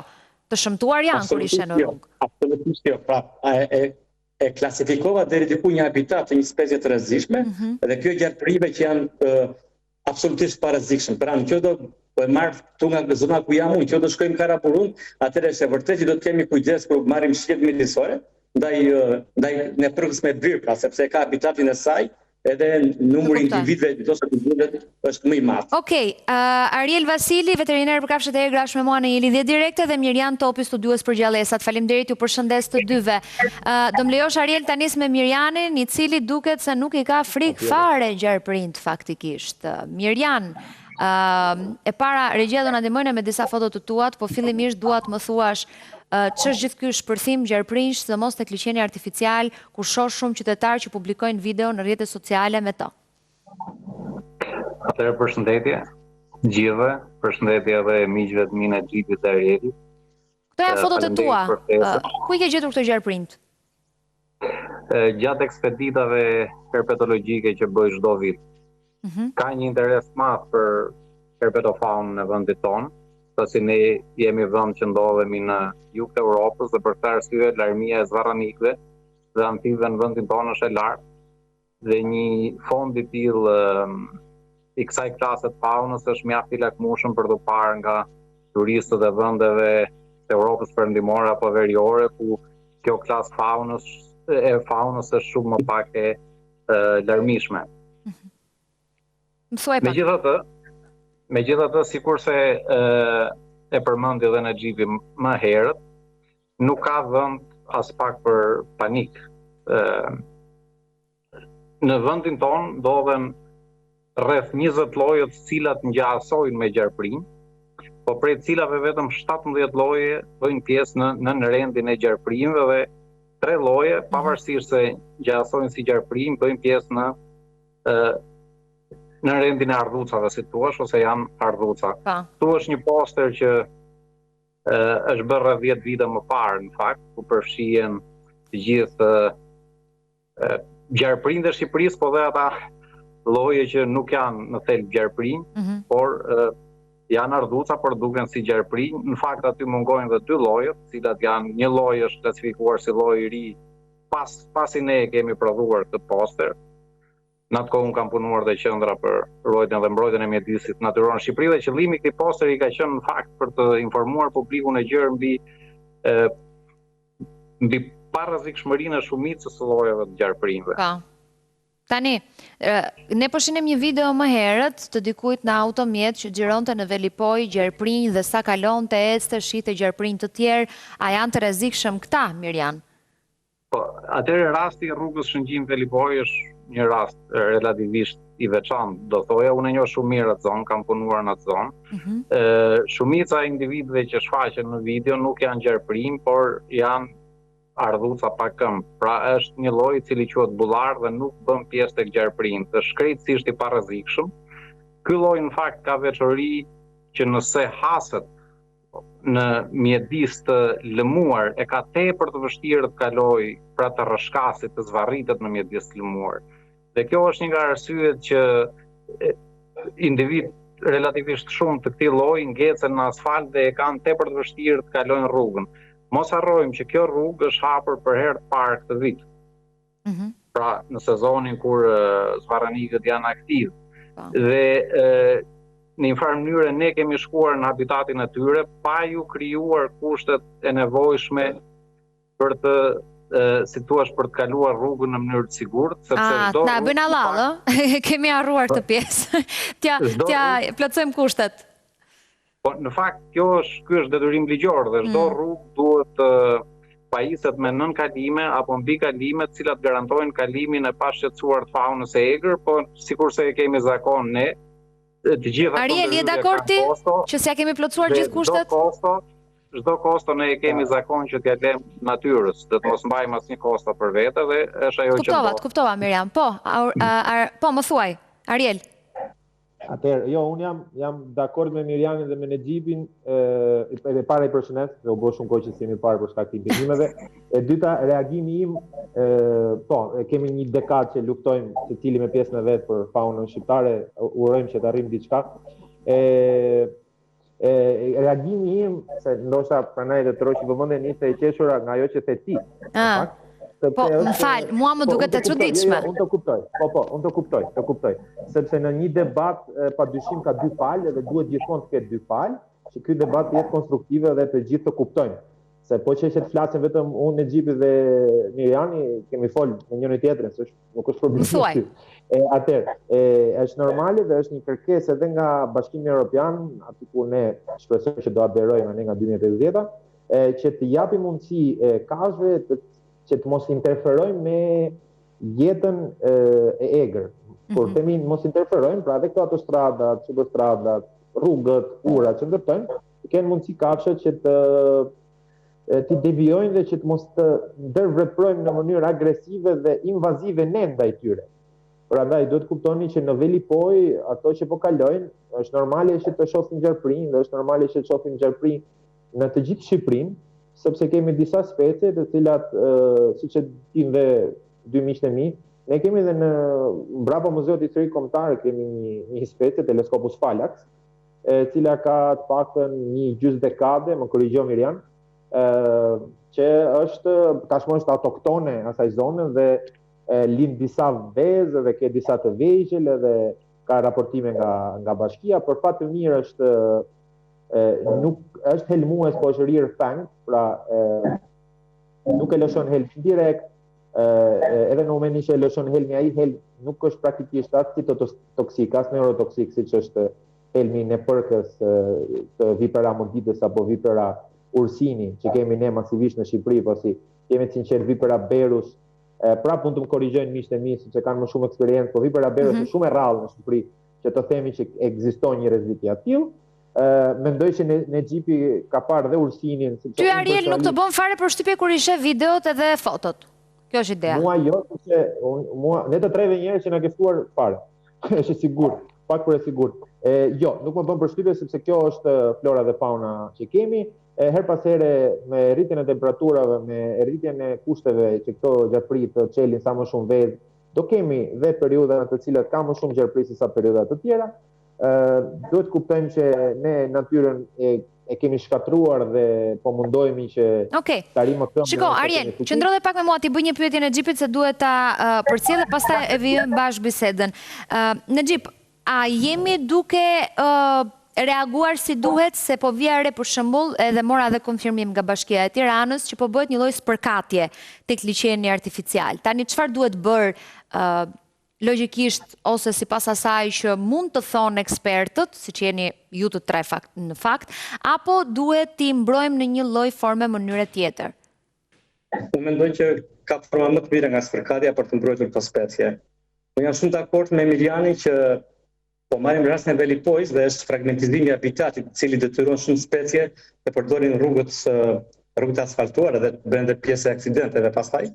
Por mendoj që spërkatja mund të jetë një moment i fundit, pra mendoj që ka ekspertë të shumë në të lloj fushë të cilat mund të japin shumë alternativa shumë paqësore në lidhje me këto specie, duke ditur që siç thamë edhe në fillim që nuk janë specie të rrezikshme, pra ato që janë specie të rrezikshme nuk ndodhen po thon pjesën meshkure ose pjesë kodrinore ose malore, dhe mora shembull karaburuni për ato që ka dhe Arieli për viperën amoditës apo ursinin, pra të cilat i kemi hasur edhe gjatë punës tonë që bëjmë në monitorime të ndryshme, apo qoftë edhe kur jemi bujda midisore në zonat të mbrojtura.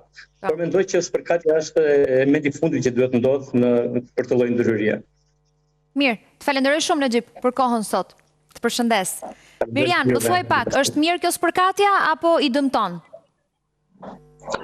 Nëse pari duhet sqaroj diçka që u tha edhe nga parafolësit, në Shqipëri ka vetëm 4 lloje gjarprinsh të cilët janë të rrezikshëm. Një lloj që është në përka me bri, ajo gjendet në pothuajse në gjithë territorin e vendit, duke filluar që nga ulësira bregdetare perëndimore deri në kullotat alpine. Llojet e tjera hasen vetëm në lartësitë e kullotave alpine.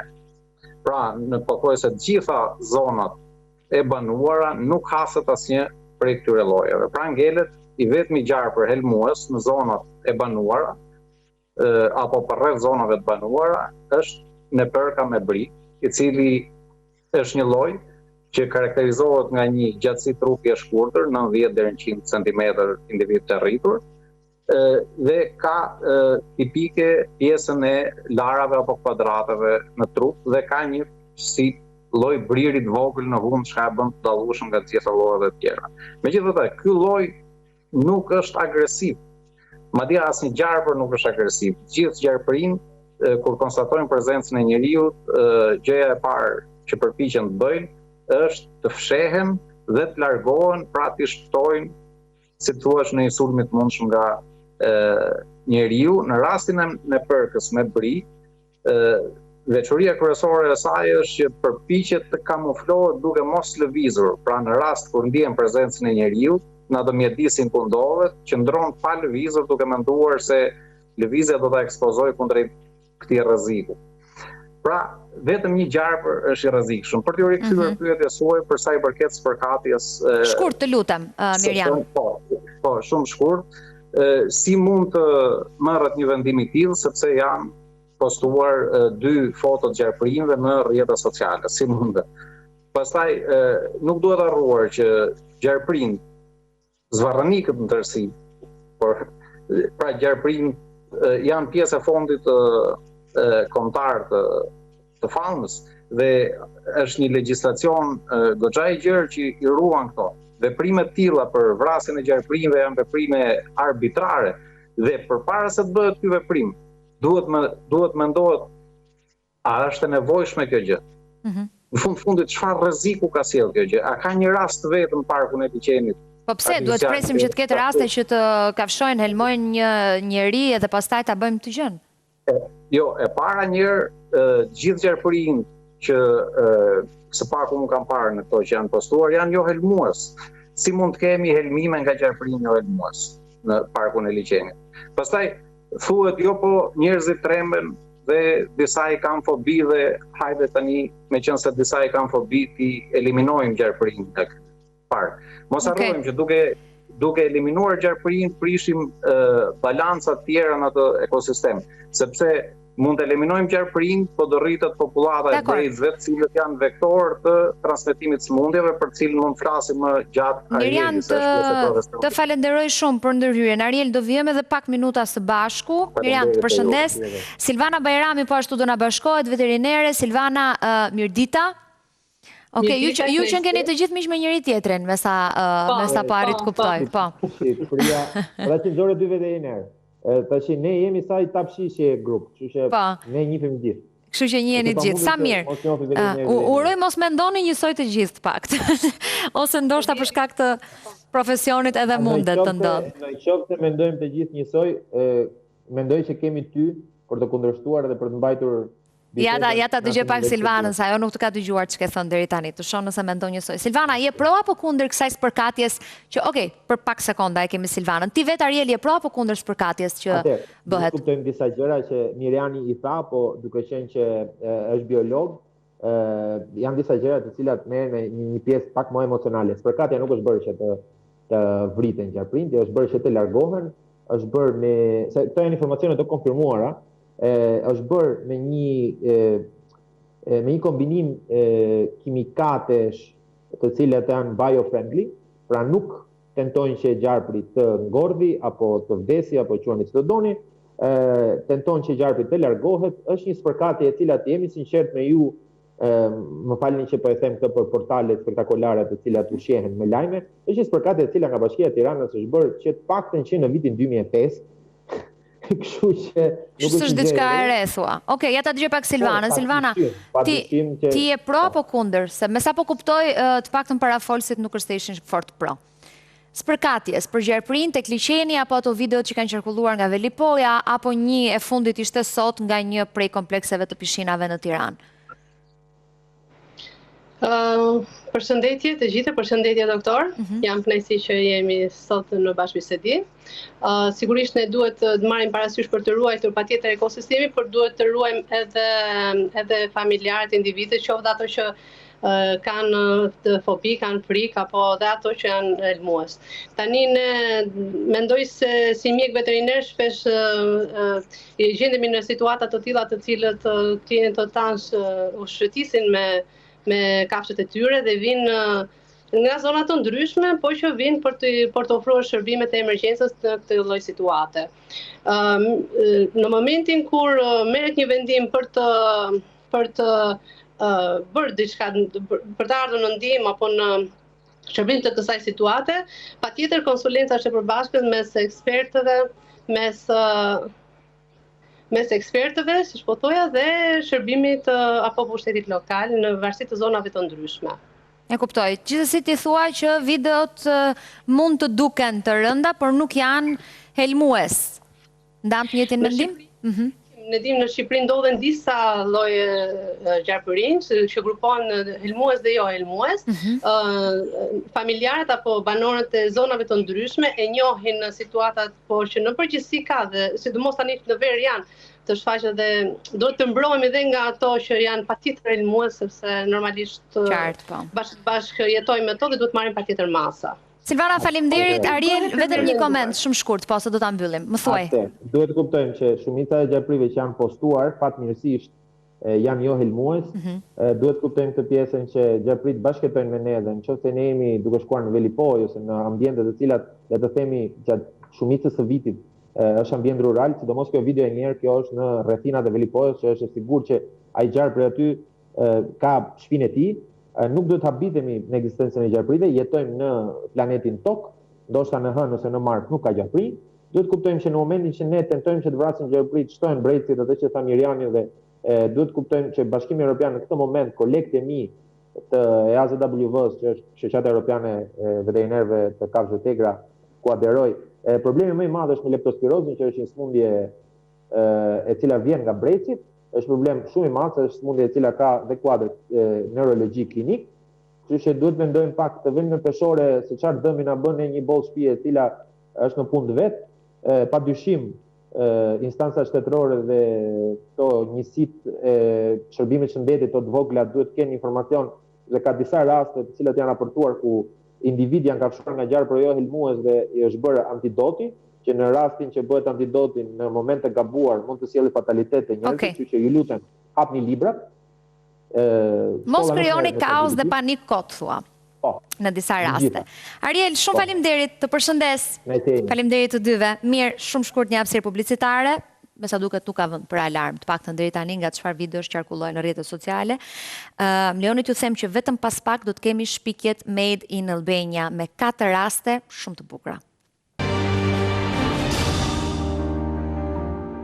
Në minutat në vijim do t'ju njoh me 4 raste suksesi, 4 shpikje Made in Albania dhe 4 fenomen, do thoja unë. Po nis prezantimin e tyre me Kadrimana e kam në studio. Faleminderit shumë për kohën tënde sot. Faleminderit. Kaon Krasniqi, 14 vjeç, ë? Po. Faleminderit shumë. Faleminderit për ftesën. Kam në një lidhje direkte Marin Shera. Të përshëndes Marin, faleminderit shumë që je me ne sot për të ndarë rastin tënd. Dhe Ridvan Aliu. Përshëndetje të dyve. Tani, do flasim një nga një se cili për rastin tuaj në mënyrë që t'jetë më e thjeshtë për ata që na ndjekin të kuptojnë atë shpikje që e konsideroj unë të tillë që ju keni bërë që duhet faktikisht vlerësuar shumë. Nëse kujtoni, vite më parë në Top Channel keni ndjekur në programe të ndryshme qoftë në Wake Up, po ashtu në edicionin e lajmeve, shpikje në një makine Lotus të krijuar nga 2 djem, mos gaboj? Po, një prej tyre ishte edhe ti. Por faktikisht sot jemi për diçka tjetër. E ke çuar edhe më larg, po themi perceptimin e asaj që doje të krijoje. Çfarë bëhet fjalë? Në fillim nisi me makinën, kemi qenë moshë të re te 14 vjeç bashkë me shokun tim Oltin. E krijuam makinën, arritëm më pas unë fillova studimet, gjithashtu dhe Olti.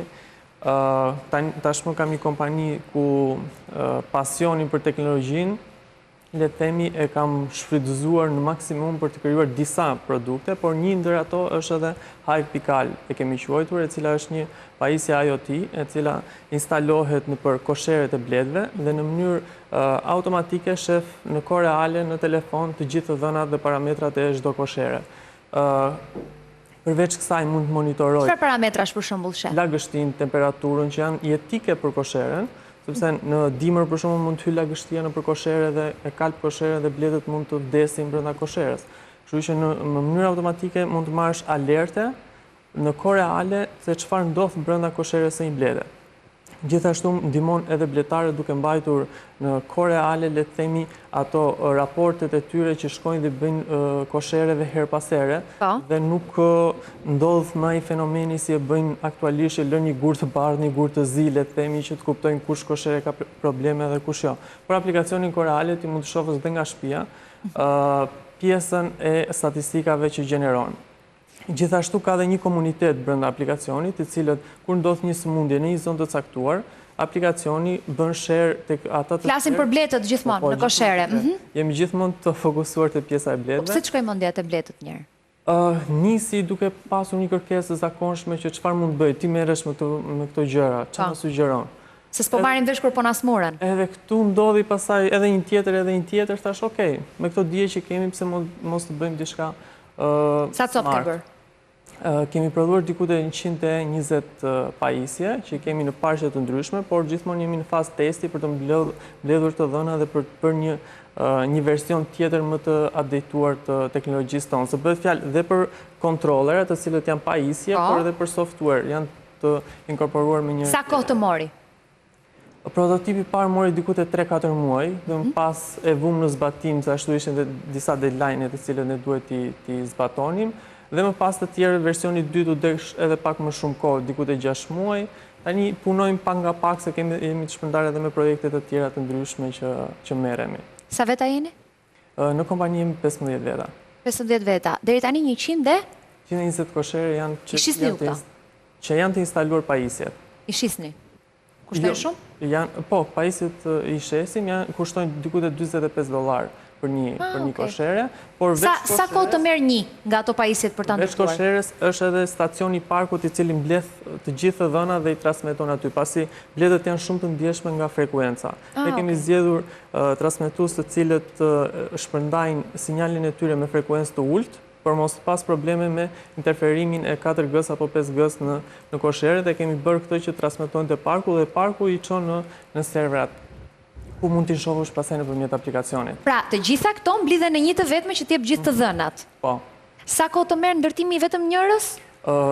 Në fillimi kemi bërë në mënyrë artizanale, donte 5-6 orë që ti ta bëje komplet për një koshere, më pas kaluam në qarqe PCB, të cilët i porosisim në kin, le të themi, frame-i, dhe këtu vetëm i asemblojmë pjesët kryesore dhe i hedhim. Po vdes që flet me terma kështu për ekspert IT-sh. Po nejse, deri diku të gatshme tani. I merr online. Tani që kemi. Por të prodhuara nga ne, dizajni i qarkut. Është rritur kërkesa tani që filluat t'i shpërndani? Kërkesa më e madhe është gjatë dimrit, sepse një pjesë e bledtarëve i çojnë në vende të ndryshme bledët, nuk është se i mbajnë në Tiranë. Dhe ata që kanë për sport, le themi, qëndrojnë në Tiranë dhe nuk i monitorojnë dot. Kaoni, 14 vjeç, nuk do guxoja kur ta bëja përshkrimin për shpiket e tua, se do bëja 1 miliard gabime, më thuaj. Po.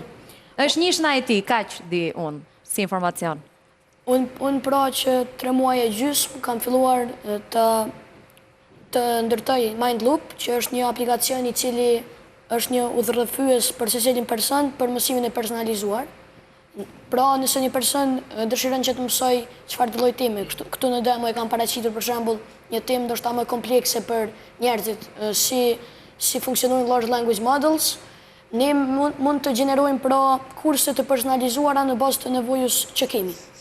Pra, unë jam nisur në atë problemin që jo gjithë kurset janë të personalizuara për të gjithë. Pra, jo për shembull një kurs duhet ti mësoj të gjithë nxënësit apo të gjithë njerëzit, për arsye që nuk i përshtatet nevojave të atij që dëshiron të mësoj për shembull ndoshta më shumë nga ana vizuale, për shembull kemi opsione si të gjenerojmë quize në bazë të atyre gjërave që ne nuk po i dimë, dhe kjo e gjitha kjo me anë të inteligjencës artificiale.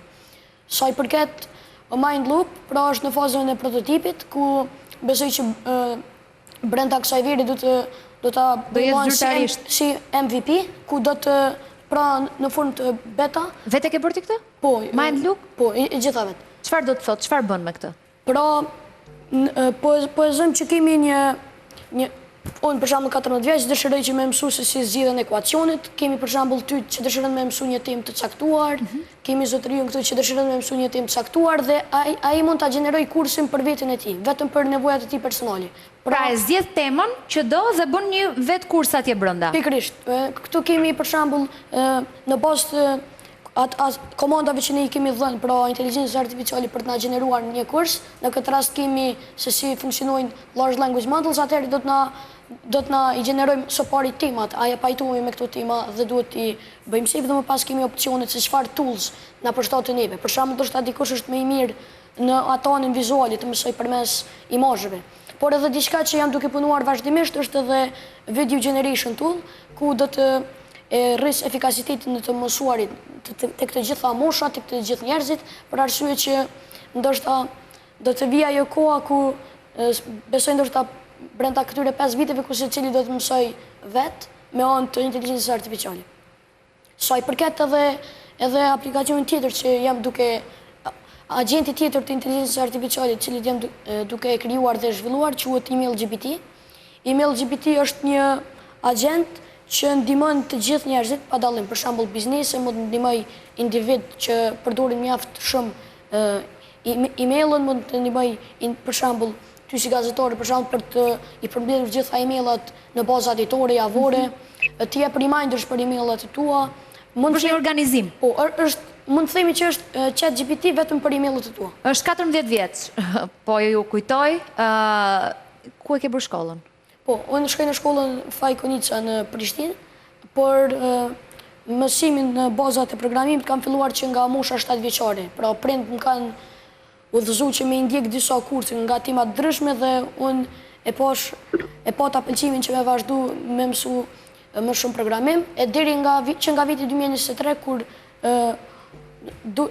vitin 2022 ka dalë në treg ChatGPT, por në vitin 2023 unë u dashurova, mund të themi, se me çfarë mund të arri duke përdorur inteligjencën artificiale për të zgjedhur problemet e njerëzve.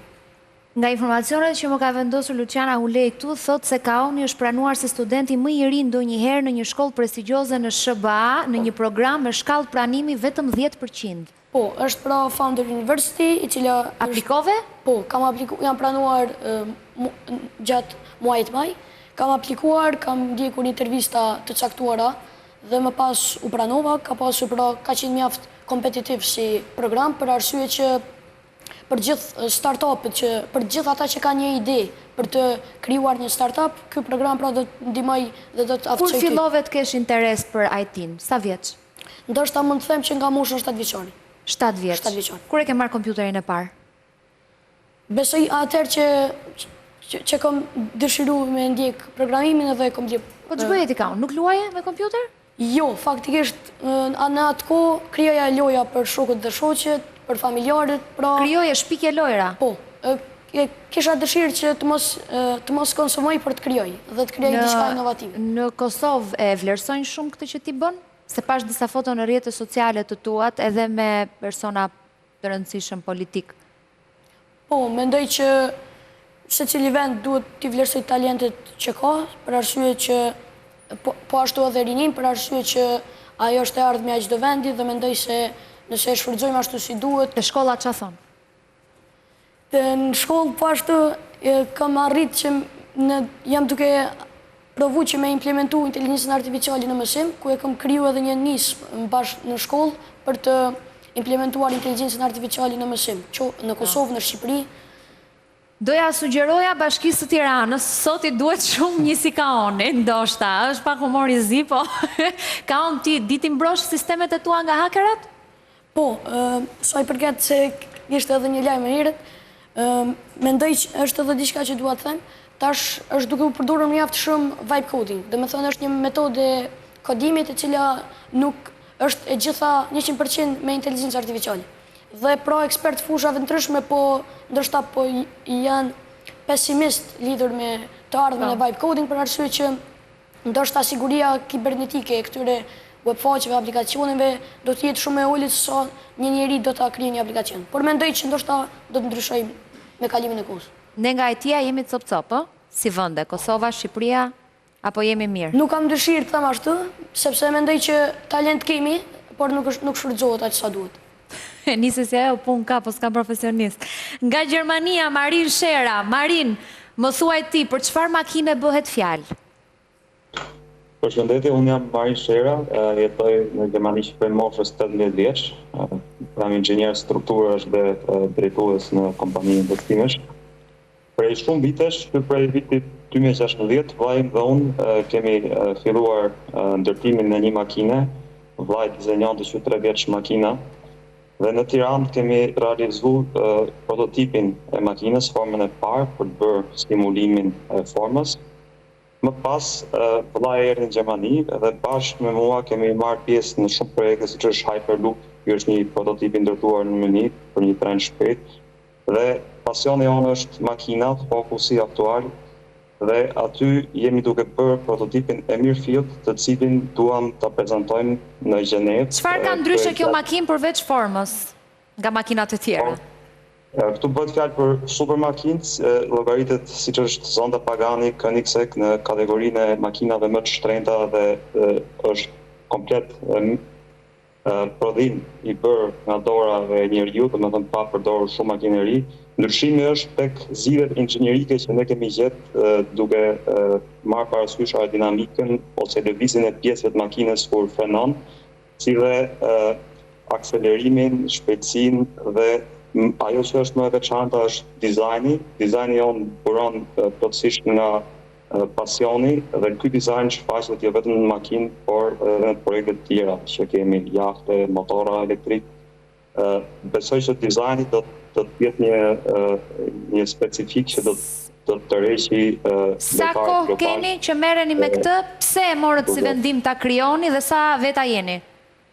Ne jemi vetëm 2 veta, vllai dhe unë. Unë jam inxhinier strukturësh, vllai është dizenjator industrial. Kemi partnerë të tjerë të cilët merren me motorin, me pjesët e tjera të ndryshme, pasi 2 persona dhe më shumë nuk mund të realizojnë, ose një kompani nuk mund të realizojë komplet vetë një projekt, por ne kemi për motorin elektrik, tashmë për prototipin e parë do jetë biturbo V12 me benzinë. Kemi partnerë të tjerë, por ne jemi komplet ajo zanatilla e gjithë projektit dhe drejtojmë projektin. Në Shqipëri është bërë vetëm simulimi i parë, forma parë.